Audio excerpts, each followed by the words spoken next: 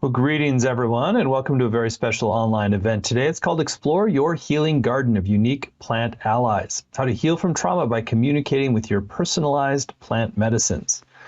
My name is Stephen Dyna. I'm the founder of the Shift Network, and I'm continuing a journey right alongside with you of discovering new horizons of understanding, relationship, and even communion with plants, which really have so many qualities, properties, and abilities to help us heal and evolve really in deeper ways than most of us ever grew up knowing. And this is links to traditional indigenous knowledge, but it's also at the forefront of what's happening with herbal medicine worldwide and applying some of the spiritual sciences that we understand and work with as well. So we're going to get to do this exploration with Dr. Elizabeth Guthrie. She's the founder of Herbal Somatics. She's a clinical herbalist, aromatherapist, and yoga teacher. So really helping us explore this overlap between different realms. So Elizabeth, thank you so much for joining us here today. Thank you. I'm honored to be here, and I'm really excited to be sharing all of this with you. Great. Well, we're going to have this hour with Elizabeth, and I also want to let everybody know right up front, we're going to have a brand new program with her. It's called the Powerful Plant Medicine Allies to Heal Trauma in Your Nervous System. So we're going to be doing a deeper dive for all those who are sparked to go further. We'll share more about that towards the end of the hour. So Elizabeth, I always like to start with a little bit of personal backstory so people situate you and what put you on this path of service and really exploring the frontiers of herbal medicine and consciousness and how we can heal trauma. Yes. So I actually grew up with a mother and a grandmother who loved herbs. My mom was really into some of the more clinical applications of it. My grandmother grew a lot in the garden. And it was something that I just kind of took for granted as a child. Like, oh, you have the herbs, rosemary for memory, and lots of different things that we bring in to eat with food, or for instance, like lemon balm, Melissa, that's just a wonderful kind of soothing herb. And so I grew up around it. And I actually kind of came to natural medicine from an energy healing standpoint originally. And as I got a little bit older and learned that people were herbalists as a practice, that was what they were able to do, I was excited to start learning plant medicine from a more clinical standpoint. And then I went through my own trauma. And once I had been through trauma, my body started responding to some of the herbs very differently. And at first, I really felt broken. I felt like something is wrong with me. This is not how this is supposed to happen. And the more I studied, the more I understood that a lot of that had to do with my body's survival responses and the way that my nervous system was responding to things. And once I started to understand that and started to understand how I needed to turn in and listen to what was happening inside, I was able to find myself back on a good path towards healing. And so that's really what I love to share with people, is how you can learn a little bit about the plants, start to discover a few things from the angle of, oh, most people say this is good for this and this is good for this, but then applying it yourself and listening to what's happening in your body to understand more about how this is working. So I'd love for you to explore that a little further, this shift from kind of a more mechanistic, like, take this plant for this effect, to this kind of more internally sourced guidance system that you're describing. So how do you start to sort of work with plants in this more of kind of an inside out fashion versus sort of recipe fashion? So there's a little bit of both, right? There's a good reason why we have materia medica and things that tell us about how we've traditionally used herbs, how different cultures have used herbs, and how we're seeing it in research today as being helpful. I would love to encourage you who is watching this to become inspired to really discover that deeper level, because we have a lot of physical benefits, but there's a lot of plant allies that offer both emotional and spiritual benefits. So for instance, we have a plant called hawthorn, and a lot of people think of that as, oh, that's the heart plant. If you've got something going on with your heart, you're going to use hawthorn. And they think of it from a physical angle of, oh, we use this to support the cardiovascular system. But I encourage you to look a little bit deeper, because there is a deeper level of healing. There's not just the physical heart, but there is a heart energy that hawthorn can help. And a lot of people may be dealing with compassion fatigue and just feeling very burnt out. And sometimes hawthorn is a plant ally that can call to those people. So definitely there's these other layers. It goes beyond just the body into a mind, body, and spirit practice. So is it pretty much, is it fairly typical that there's a sort of the physical level, and then it also, the plants tend to work on the energetic level or emotional level, and how can we sort of help to tune in and work with the plant in that sort of energetic or emotional way? Yes. So sometimes the plants, I would say oftentimes the plants, whatever they're helping on the physical level, there's usually kind of an energetic level to it as well. And if you study different cultures, like I've studied Ayurveda, and one of the things that I've learned is there's a lot of energetic parallels to what's happening on the physical plane. So there's a lot of that, those rhythms are found in both areas. And one of the things that a lot of people tell me when they first start looking into this is there's so many options. And choosing the right plants based on your connection, what you feel called to, and what you have explored and found to really resonate with you, can really help to accelerate your healing. And so when we have a lot of different options that are available, like all of the nervine herbs that are out there, lavender and rose and chamomile and all these different options that are available, how do we choose? And when we can start tapping into the subconscious and start tapping into that more ethereal connection with our plant allies, then that leads us to the plants that can have the right emotional support for us. So it sounds like you kind of get into a zip code of like, here's a domain of potential at plant allies, and then getting to the most important one, you have to kind of like use your own intuitive guidance system to get there, it sounds like. Right. And there are several other ways that people look into this, but I have found that intuitive guidance tends to be one of the most powerful ways, especially when you're in that process. Maybe you've been through a lot of chaos or maybe a lot of emotional distress or even trauma. Afterwards, being able to reconnect to this and to really allow yourself to begin to trust that intuitive level makes a big difference. And one of the things that we can do is we can start looking for synchronicities. I have a friend that the other day, I told her, I said, you have talked about mimosa so much that I feel like maybe it's a plant ally that you need to reach out to. Mimosa plants have kind of they kind of have a nervine effect. We don't think of them as a nervine most of the time, but they have that kind of soothing effect on the nervous system. And it was really calling to her. We had a conversation about it. Some videos had kind of popped up for her. There was one that showed up in her yard.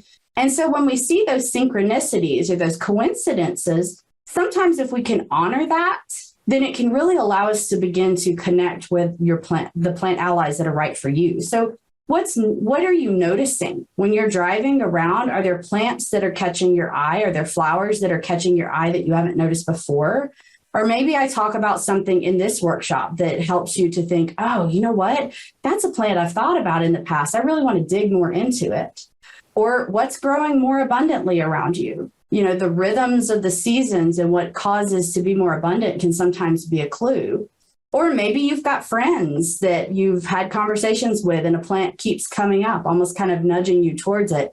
Those kinds of coincidences, those synchronicities can tell you a lot about what might be helpful.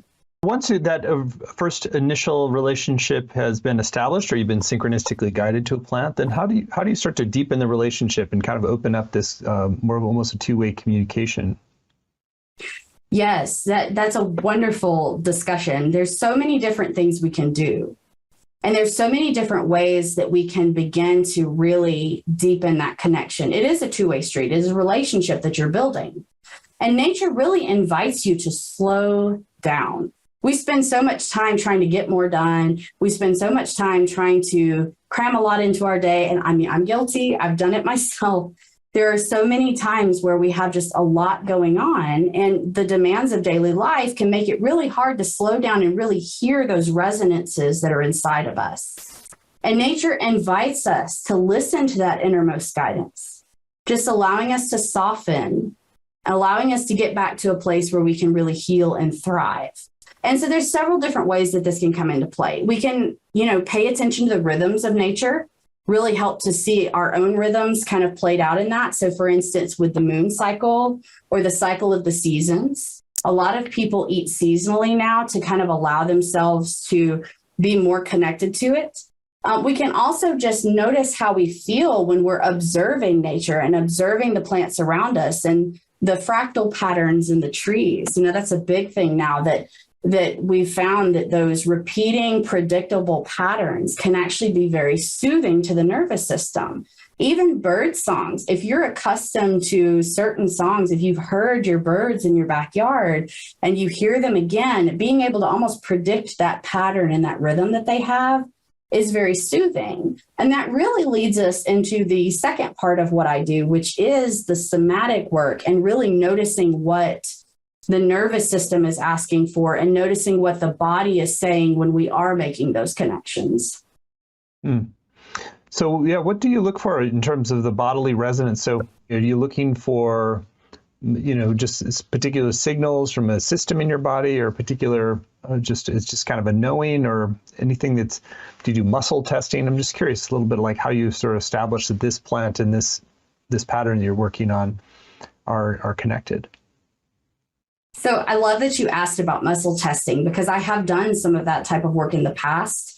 And one of my main mentors is big into muscle testing, and that can be a helpful way to do it.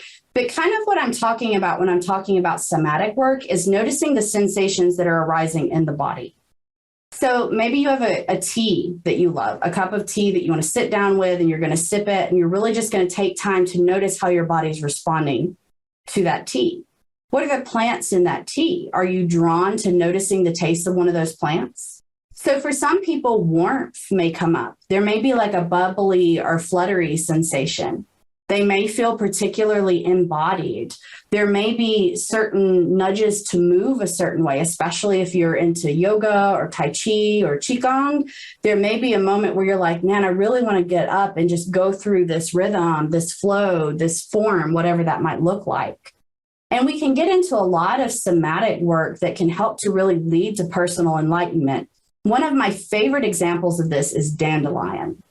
So different parts of dandelion can be used for different things. And we can use the flower, we can use the baby leaves in the spring. So when they're kind of smaller, they're not as bitter and they can taste really good in a salad. So we can use the root, the leaf, or the flower.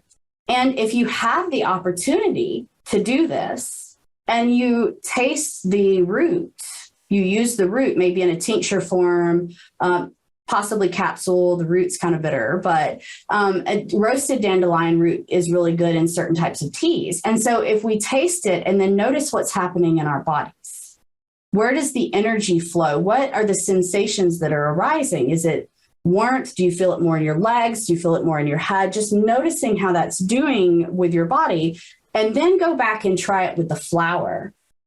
And notice how those energies respond differently in your body. And you may feel emotions arise, but then we can also ask, what are the sensations behind those emotions? And a lot of this becomes an internal, self-exploration, curiosity around what it is that's coming up for us.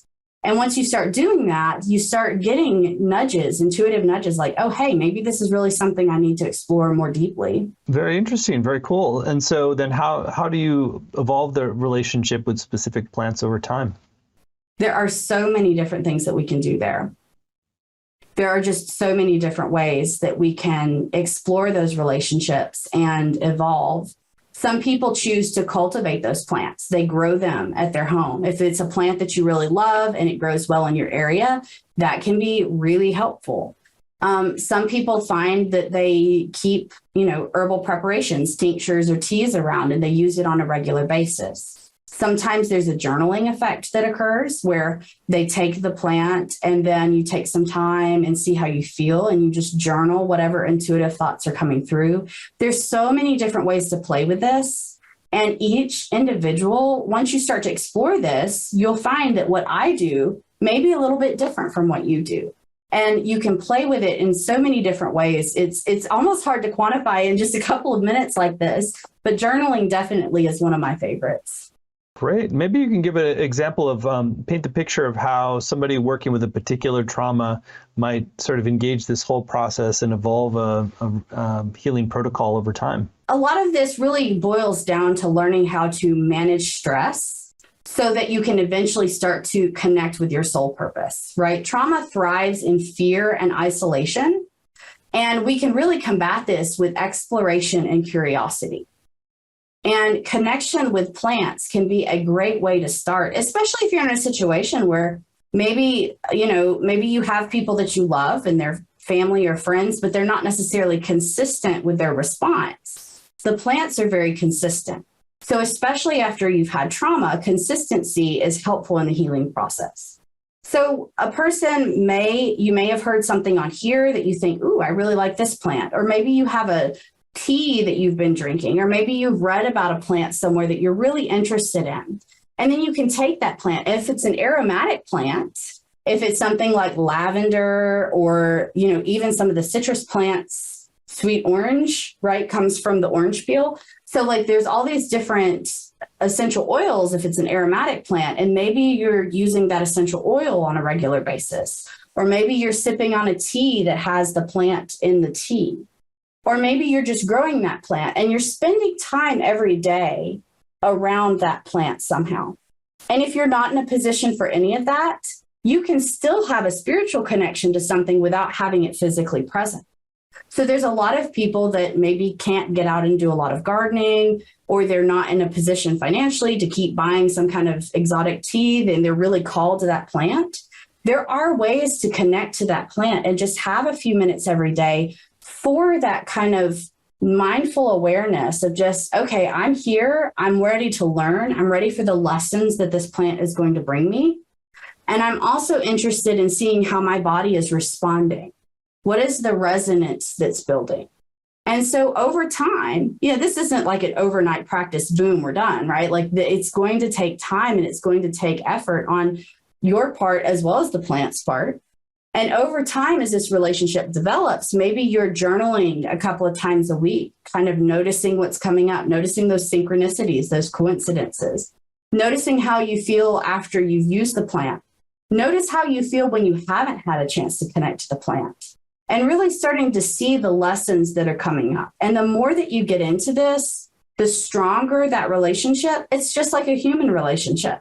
If I don't know somebody very well, I may not get very deep into conversation with them. But as I get to know somebody and as that connection grows, then I'm able to discuss heavier subjects. I'm able to have conversations that are deeper and have a stronger healing force behind them. It's the same with the plants. Really cool. Well, I know you want to take us on a little bit of an experiential so that we begin to also connect with plant allies in sort of in a more interior way. This would be a good time to do that. How about we jump in there? All right, let's do it. So I just want everyone to take a few minutes and just allow yourself to get into a comfortable position. We're going to do just a little bit of a visualization that allows you to experience some herbal somatics, just making you a little bit more aware of that communication between nature and your body, but also just allowing yourself a chance to really relax and get into the visualization and maybe even get a message from your plant ally. Remember, hold curiosity for what is coming up for you. So just getting into a comfortable position, maybe closing your eyes if it feels right, or just softening your gaze. And just taking a moment here, just noticing what's coming up. Maybe there's some emotion. Maybe you can tap even deeper into the sensation beneath that emotion.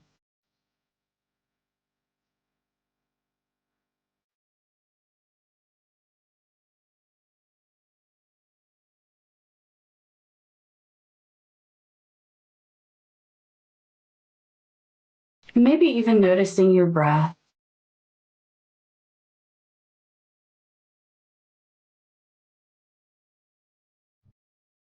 Just bringing your awareness to the rhythms that are happening in your body.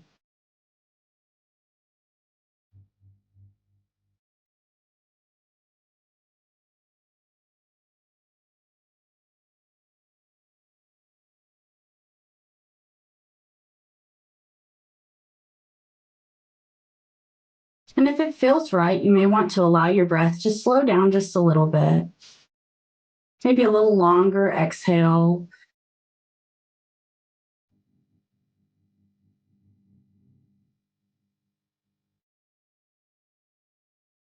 adjusting, allowing yourself to become just a little bit more comfortable.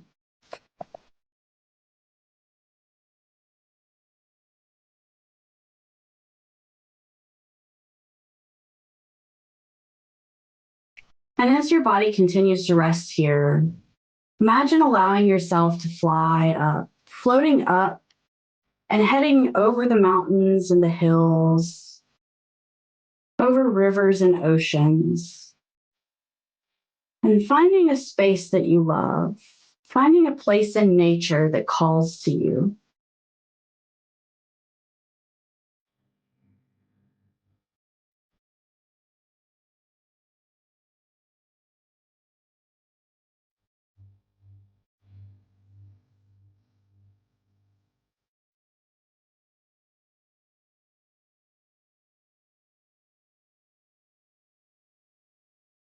And as you land in that place, just exploring and noticing what speaks to you. Maybe there's certain colors, certain animals or rocks or plants.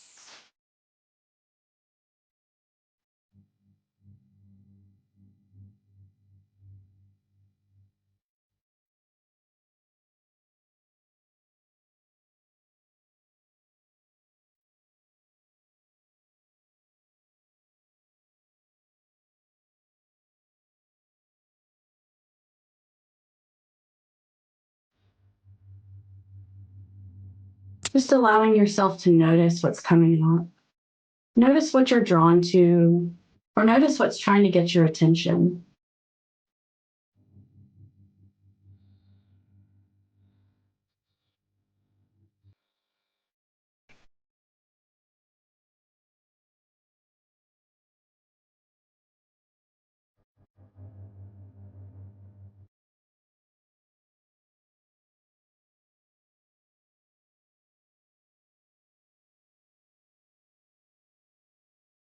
As you continue to explore, up ahead you see a flower that looks like it's about to bloom.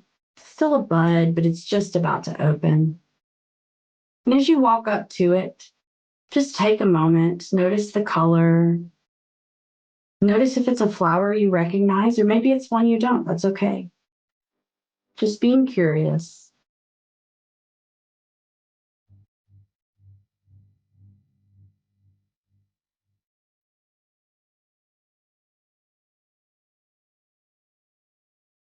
And as it begins to open and bloom, you receive a gift. And you spend a moment with this gift, just exploring its meaning for you.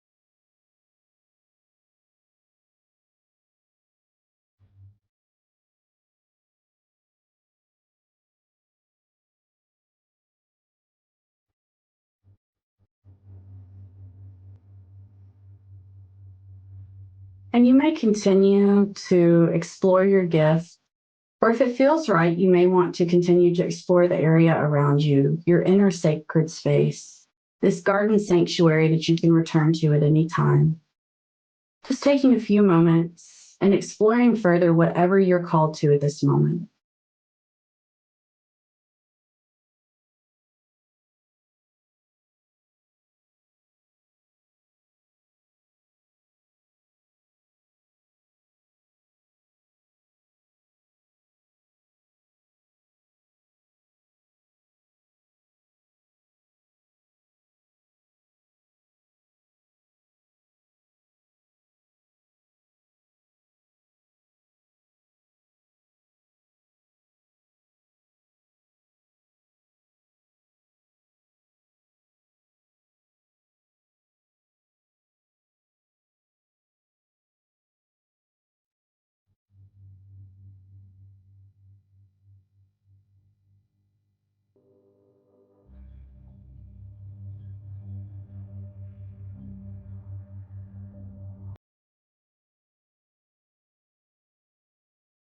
And as you prepare to leave, just looking around again for just another moment, knowing that you can return to this inner garden sanctuary anytime.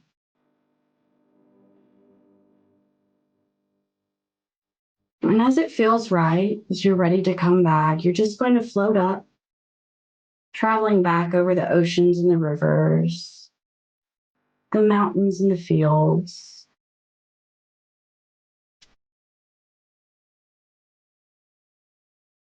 And coming back to settle into your body.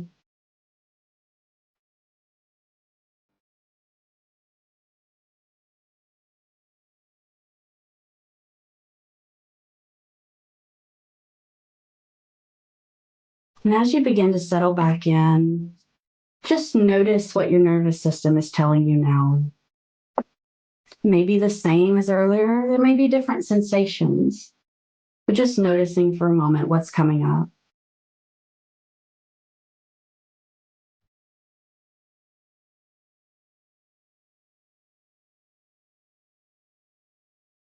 Notice any softening, anywhere that feels a little bit more open, a little bit more aware, resonating with your healing.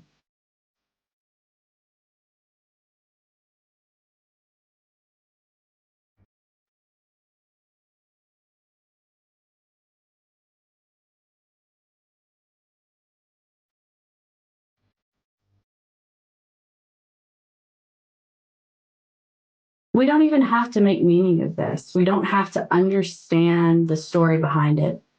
Just not acknowledging it and honoring that that's where your body is in this moment.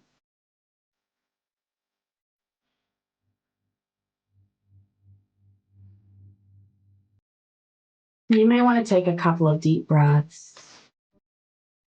just allowing yourself to really become embodied.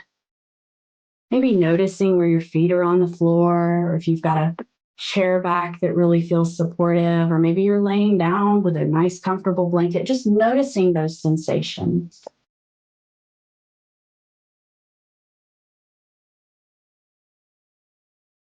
And if you've had your eyes closed and you want to open them, or if you've just had your gaze out of focus, want to bring it back into focus, and looking around your space, seeing if there's anything around in your space that really just draws your attention and you think, oh, wow, I just really like that right now. And just spend a moment savoring that sensation, coming back into your space.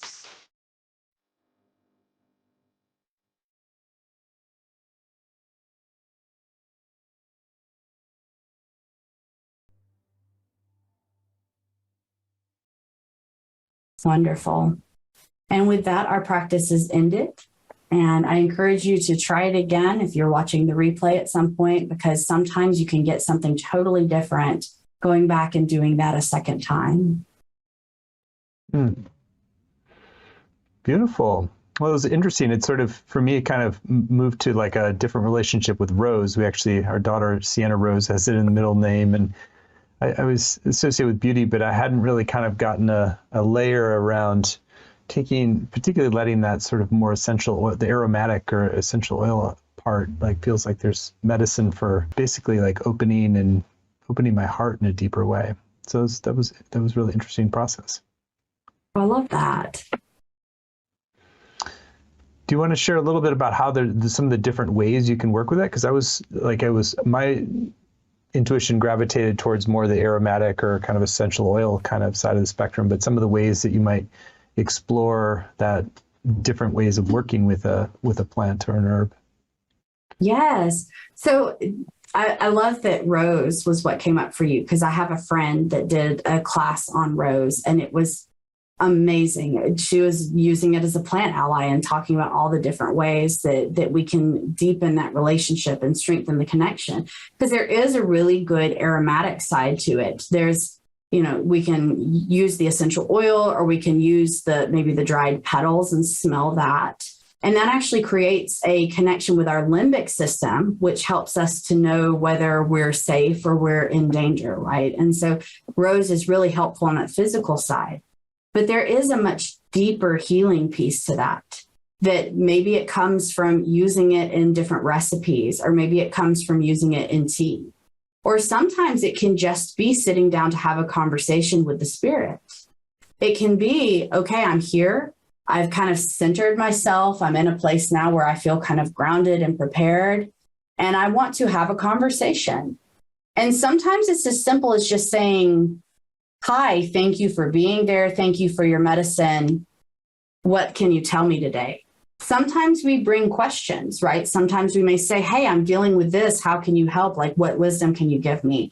And sometimes it can be even more wise to just listen. Say, I'm here to hear whatever you have to tell me. What can you give me today? And allow the plant to give you the wisdom that you need, not what you think you need. So you had mentioned earlier around something around soul's purpose, the soul's purpose. And so I'd love to connect the dots between some of this healing work and connect with plants and this sort of using that as a portal to connect deeper with your soul purpose. Yes. So one of the things that I have found working with my clients, and it was something that really wasn't necessarily my main purpose of working with people. I just wanted to help them feel better, right? Like that was really where this all started. Was after trauma, a lot of people feel very broken. A lot of people feel like, well, I can't go back to ever having a semblance of a thriving life. And, you know, a lot of the work that I did, that was the focus. But what began to happen is as my clients and as I began to really strengthen these relationships with plants, there was calling towards things. So if you allow yourself to begin to heal, you allow yourself to begin to really get to a point where your nervous system is a little bit more settled, your body and your spirit feel like they are in a safe enough container, then in that stillness, we're really able to begin to hear what our subconscious wants, what our higher self is calling us towards. When we allow and invite that stillness in, and a lot of that comes from working with nature, being connected to the plants and the trees, whether we know their names or not, even just being out in nature and being in the resonance with the healing powers that are around us. Once we allow ourselves a glimpse of that feeling secure enough to be still enough to really hear what we want, what our higher self wants, then we can make decisions that turn us towards our soul's purpose. So when we're in chaos, it's very difficult to hang on to what is it that's going to lead us towards making a difference for ourselves, our communities, our families. But when we really allow ourselves to settle into that and really allow ourselves to kind of almost consent to whatever the wisdom of the plants is for us, then we're able to really hear what it is that we can do to help heal our communities, ourselves, and beyond. Wonder if you can share a little bit more about some of the particular herbal medicines that we might want to consider in a trauma healing journey, ones that might have specific sort of more the energetic, psychological support elements in addition to the physical. Right. So there's a lot of different options, but the one that I'm most drawn to when I first start working with people are the adaptogen herbs. So there are herbs that are called adaptogens. And what that means is it helps our body to adapt to stress. It's kind of a non-specific response. So just kind of generally helps the body to feel better. And this is where some of the polyvagal work that I do comes into play, because there are energizing adaptogens and there are relaxing adaptogens.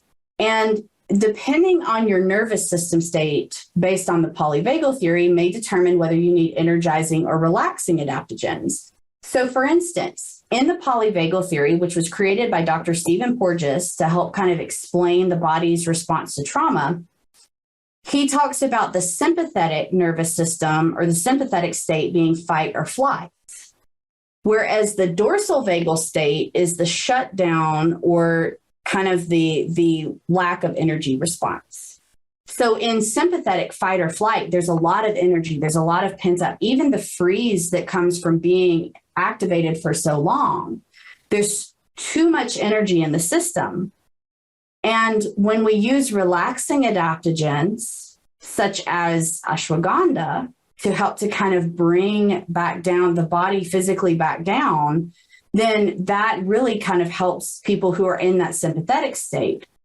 So whereas people who are in a dorsal vagal state, in that collapse, there's no energy left. They've just kind of, a lot of the times it's not even just dissociation, but just that you get to the point where you just stare at the wall because you can't do anything. There's no energy left, right? That's your dorsal vagal collapse state. And when we go into that, we need the stimulating adaptogens, those energizing adaptogens like ginseng and rhodiola. Now, that's just a starting point, right? Like we have to explore what our body tells us when we try these things. But that's kind of where some of this, what you said earlier about zip codes, right? We get into the zip code that seems right, and then we explore it further. And we kind of play and see within those zip codes, like, does this one make sense? Does this one make sense? And the adaptogens are a really great place to start. One herb that has adaptogenic qualities, it's not an official adaptogen, but as it's described by David Winston, who's an herbalist that's really dug into adaptogens, but it has some of these qualities that help us to adapt to stress, is called holy basil. It's also known as tulsi. And that's one that many people benefit from. There's a lot of really fantastic phytochemicals in it. And even though it's not an official adaptogen, it has a lot of those same qualities. And a lot of people find themselves drawn to it. It's very tasty in a tea. It's an amazing option. And there's a lot of really balancing energetics to it. So a lot of people find it to be very helpful. Super helpful. Are there any other specific herbs that we want to sort of bring forward or mention as sort of exploring a kind of a full spectrum approach to trauma healing? Oh, there's so many different things we could talk about. Obviously, when you're dealing with trauma, there's all kinds of physical things that occur with inflammation and with the digestive system. So there's all kinds of ways that you can explore these different avenues. But another set of herbs that I find really helpful as you're starting out are the nervine herbs. So remember earlier we talked about lavender, chamomile, the things that you see in tea a lot of the times, especially like a relaxing tea or a sleepy time tea. A lot of those herbs are nervine herbs, which means that they work on the nervous system. And so one of the things that I like to do is encourage people, like, do you have certain nervine herbs that you like? Maybe hops or skullcap or rose or lavender, chamomile. There's just so many different ones. Catnip, right? My cats love catnip, but I also love catnip in a tea. It is a nervine herb for humans. It's very soothing. So there's several different options like that. And if you just start to explore them, I really start a lot of people with teas because a lot of people tend to have that at their house. What's in your tea? What do you see there?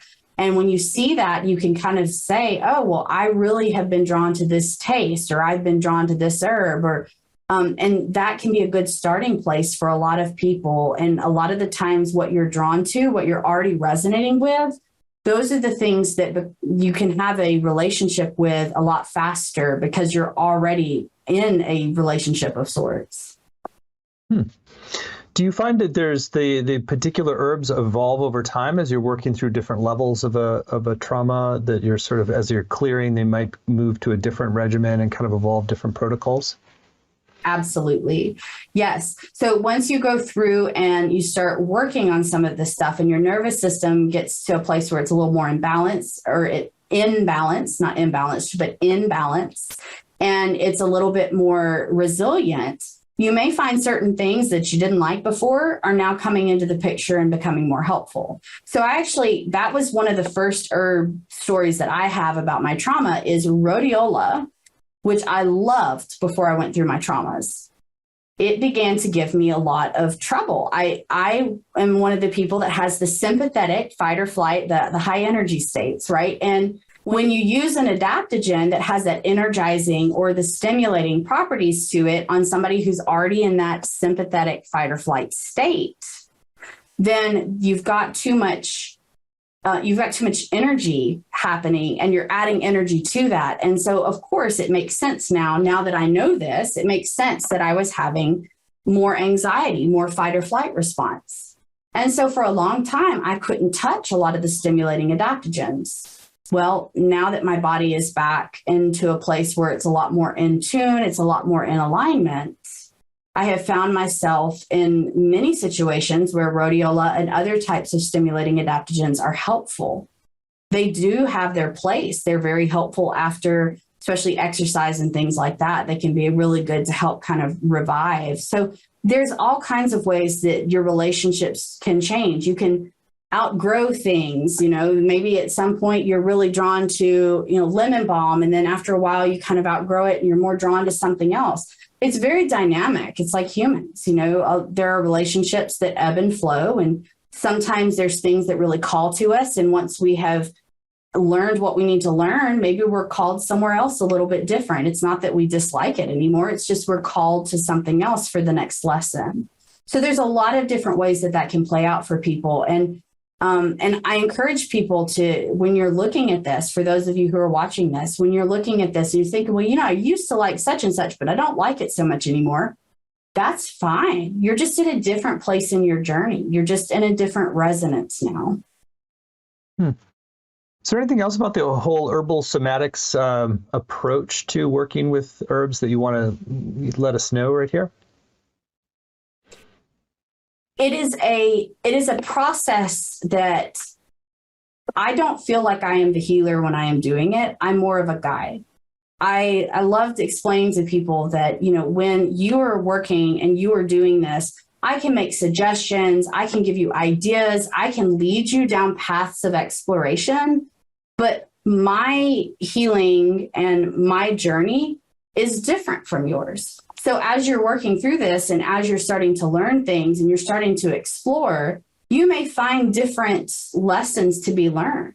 Like even here, Stephen, with Rose, right? Like the lessons that I glean from Rose and that ancient energy that comes from such a beautiful herb are going to be very different from what it has to say to you. And that's okay. That's the beauty of this work. And the more that you do this, the more somatics type work that you can do and the more connection to nature that you can bring together, the more you'll come to a place where you really start to trust in your body's ability to tell you, yes, this is the way we need to go, or no, let's go a slightly different route. Great. Well, I love this the holistic way that you're approaching this, and it's really great to have this sort of multidimensional understanding of the properties and benefits of different plants, but also this more intuitive, synchronistic way of guiding our relationship with them. So I think now would be a great time to talk more explicitly about your upcoming programs, since I know there's so many doors of healing and transformation that can be unlocked with this kind of approach to working with plant medicines. So we're really blessed that Elizabeth is going to be teaching a brand new program for us. It's called Powerful Plant Medicine Allies to Heal Trauma in Your Nervous System. Listen to your body's wisdom to choose the best herbs for regulation and resilience. You can see it on the page laid out in detail at the URL herbalhealingmedicine.com. herbalhealingmedicine.com. It's a 7-week program. There are no prerequisites. And so it's really just if you're intuitively guided that you want to get more information and a deeper pathway of transformation in your relationship with herbs and to really get this clinical, multidimensional perspective that Elizabeth offers on how to do that. And you're warmly welcome to join. So Elizabeth, I'd love for you to share in your own words really about the value of taking this journey. How do people's lives change? And then I'll read out the module titles to give us a preview of what's coming in each. Yeah, so this is really going to be a fantastic journey. And like I said a minute ago, like I see myself as a guide through this. And I introduce over the 7 weeks a lot of different plants that are available that may be helpful. I introduce different techniques. We have a lot of different experiential moments where we can play with different things and really explore, and childlike wonder is kind of the energy that I get from it. It's like, let's play with this. Let's explore what this looks like for you and what this means for you on your journey. So many people who have chronic illness or pain or have been through trauma are looking for supports. And this is one of those complementary supports that can make a big difference for people. So module 1 is entitled Heal Your Nervous System with the Polyvagal Theory and Your Unique Plant Allies. Yes, I love this module. I am a huge fan of the polyvagal theory, as has already come out. We've already talked about it for a minute, but there's a lot more to polyvagal theory than just understanding, oh, dorsal vagal, sympathetic, boom, got. No, there's a lot more. There's a lot of ways that we can see how the body is responding to stress when we're looking at polyvagal theory. And if you really want to cultivate that deep, meaningful relationship with nature that is specifically your relationship, then understanding how your nervous system is responding to different things through this theory will help you to see, okay, these plants might be more helpful. These somatic practices may be more helpful, and can really help to guide you and get you to a place where this material makes sense for your healing. Module 2, connect with your life's purpose through nervines and adaptogens. So like we talked about in this session, a little bit about the nervines and a little about the adaptogens, we're going to dig deeper into several different adaptogens and nervines that might be the right ones for you. And it'll give you a chance to explore like the way that these nervines and adaptogens can help you to find that stillness that we talked about, right? Where we're trying to allow ourselves to feel a little bit more still, a little bit more stable, so that then our higher self can begin to come through and really allow us to become more connected to our life's purpose. Module 3, harness the power of aromatherapy for emotional resilience.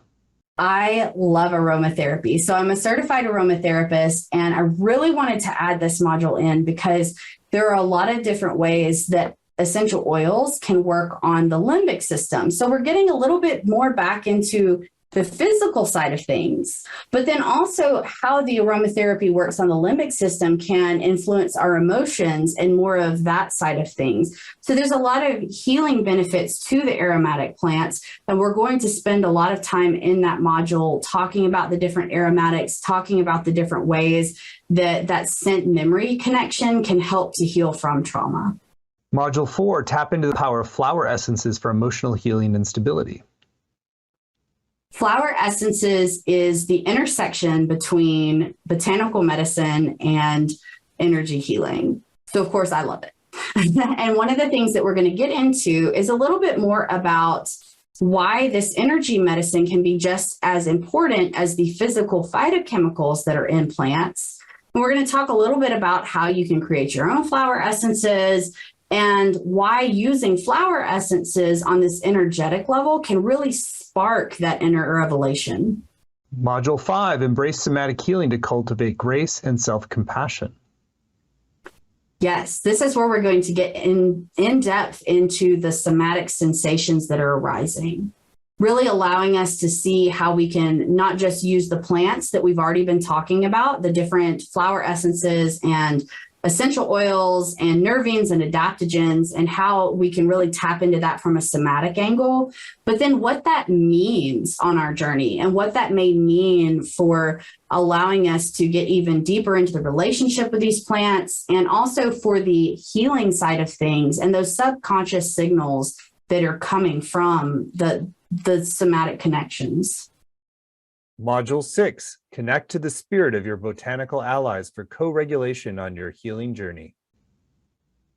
So while we've already been doing this for the first several weeks, we're actually going to really fine-tune this in Module 6, where we're going to talk about how really not only are the plant allies becoming friends with us and we're having a relationship with them, but how this can create a two-way street for healing, can really connect us with some eco-awareness and other methods of connecting with different plant allies, and how that can be really helpful in your long-term journey.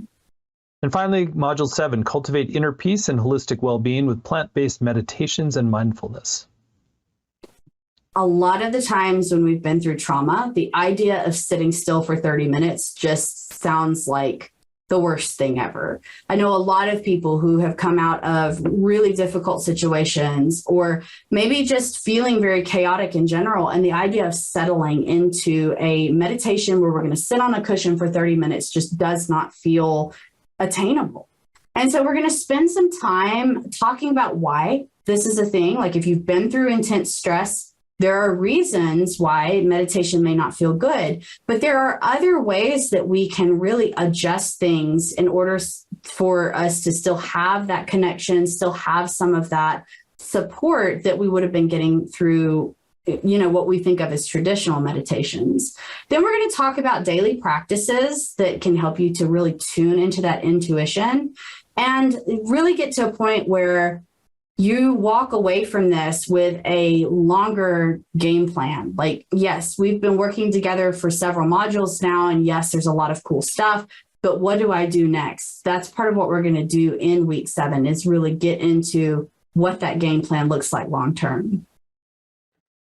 Well, it's a really thoughtful curriculum, and really so much good research and practice and study have gone into this. So it's going to be a great opportunity for really distill out all this wisdom and apply in people's lives.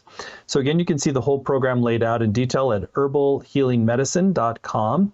And in addition to the 7 live weeks where you're going to get to ask Elizabeth all your questions and really dive deep into getting real solutions with working with plants, you also get recordings for every session, video and audio, as well as word-for-word transcripts to work with, study, and highlight. You'll get weekly exercises and practices for inquiry and action learning. There's a Facebook community to support you and deepen your experience, as well as small group time to connect with other participants. And on the page, you'll also see a number of extra bonuses to enhance your journey. There's a blending guide, Balancing Chakras with Aromatherapy. That's a PDF guide from Elizabeth. Anything you want to share about that special blending guide? That blending guide is one of my favorite things because with the chakras, there are so many different subtle energies that can come into play. And there's different limiting beliefs that can actually stop the flow of our energies. And aromatherapy can be a very powerful tool for releasing some of that. And sometimes we have 2 or 3 blocks, and knowing how to blend the essential oils so that we have a blend that we like and that we want to use makes a big difference. So I'm really proud to be able to present that blending guide. Great. Then there's Beyond Bach, a guide to making your own flower essences. That sounds intriguing. You want to share more about that? Yes. So on top of the fact that we have Bach flower essences, and of course the Flower Essence Society has several different forms of flower essences, I have gotten to a point where I really love being able to do flower essences with local plants, things that are growing around me, things that grow in the backyard. And so that's part of what this flower essence guide is for, is in order to help you to understand more about how to create a flower essence, but also then what to do once you have it. There's a little bit of a guide, a little bit of journaling prompts and things like that to help you really understand how to play with that flower essence and explore what it's doing for you. In addition, there's a body-mind-spirit connection with the vagus nerve. That's a video dialogue with Elizabeth and Ariel Schwartz, who's another wonderful Shift faculty member. You want to share about that bonus? That was so much fun. Dr. Ariel and myself got together and discussed a lot about the vagus nerve and nature connection and understanding that really fundamental relationship between body, mind, and spirit. And I think that it was really powerful. I love her work, and I'm really proud that that's part of the bonuses that we're offering. And finally, there's one extra bonus that you get when you sign up by midnight tonight. This is our way to encourage you to make a decision now. We have the most information, and if you move forward, then you get an extra bonus for doing so. It's called Floral Yoga Nidra for Trauma Meditation Series. It's 4 guided audio meditations. Elizabeth, you want to share more about that? Yes. So Yoga Nidra is a form of yoga that is like a guided meditation, but it helps you get into a deeper state. So it's almost as if you're asleep, but you're still conscious while you're doing it. And one of the things that I really wanted to do was offer you all a chance to dig deeper into these connections. And if you sign up, like Stephen said, by midnight, then you get the opportunity for 4-hour-long meditations that you can use over and over again. Well, it's a great extra reason to sign up by midnight tonight. Whole 4 different guided audio meditations. So we've kept the investment really accessible. It's just 3 payments of $128, or you can save 10% when you pay in full with 1 payment of $349. I think you should also make a point to go to the page at herbalhealingmedicine.com, and read through some of the testimonials. Elizabeth, it's really clear you really know so much in this area, and you can really offer a wealth of good guidance to folks who would like to go deeper. So we're blessed to have you teaching this. And again, all the program details are at herbalhealingmedicine.com, herbalhealingmedicine.com. And the course title is Powerful Plant Medicine Allies to Heal Trauma in Your Nervous System. Listen to your body's wisdom to choose the best herbs for regulation and resilience. So great stuff, Elizabeth. We just have a couple minutes left. Any further thoughts you have for folks who are considering going deeper on this journey with you? There are so many things that could be said about this work. There are so many different paths and exploration that we can do when we're considering this. And I think the most important thing to remember is that trauma thrives in fear and isolation.